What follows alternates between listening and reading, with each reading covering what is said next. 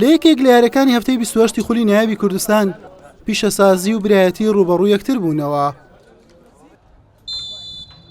لە خولەکی 15 بە ئەسیستی ڕەدوان نەسرەدین محەممەد هاوار برایەتی بە گۆڵ یەکەم لە یاریەکە پێشخست.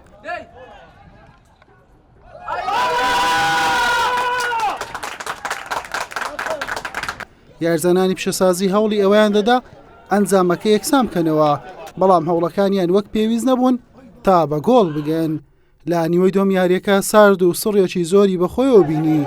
لە خولەکی 86 ئاکام ئارام ئەنجامەکەی بۆ برایەتی دوو هێندەرێ کرد.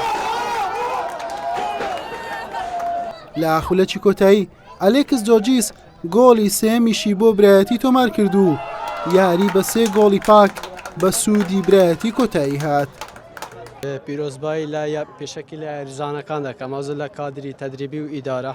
بەڕاستی ئێمە بە زۆرۆفێکی ناخۆش و تاڵ گەیشتینە و مەرحەلەی ئەمە لە زۆربەی لیقاکانیش گوتومە ئەمە ئەوە فەریقمان پێکێنا منافسەی دەوری بکەین. بەڕاستی بەسە بوو زروفە کاتە پێشەمە ئەمە تقریبان 3-4 یاری نەمانتوانی هەر بینە خوارێ تقریب بەس ئەلحەمدولیلا لەگە ئیدارەی ڕێککەوتنەکمان کردووە شتەکەمان تەرتیب کردە و توانیمان لە دووسێ گەمەی ئاخیری ئەنجامی باش بەدەست بێنین و نادیبراتی بێرینەوە لە خولی نایابی کوردستان. ئەمڕۆ بەڕاستی تیپەکەمان زۆر خاو زۆر خراپ یاریان کرد، هەرچەندە ئێمە بەڕاستی هەموو هەوڵێکمان لەوە بوو بەڕاستی سەرکەوتن بەدەست بین لۆی بچینە هەریس نەبی پلەکانی پێشەوە.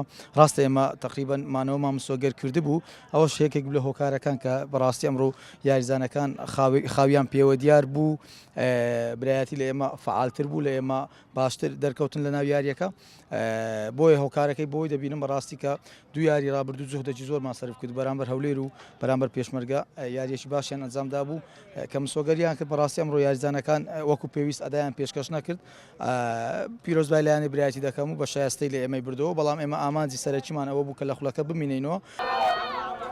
بەم سەرکەوتنە برایەتی بە فەرمیمانەوەی لە خولەکە مسۆگەر کرد بە 33 خاڵ لە خانەی 12 ڕیزبەندیە.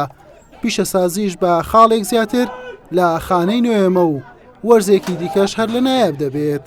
حوسێن محەممەد کەناڵی پێام هەولێر.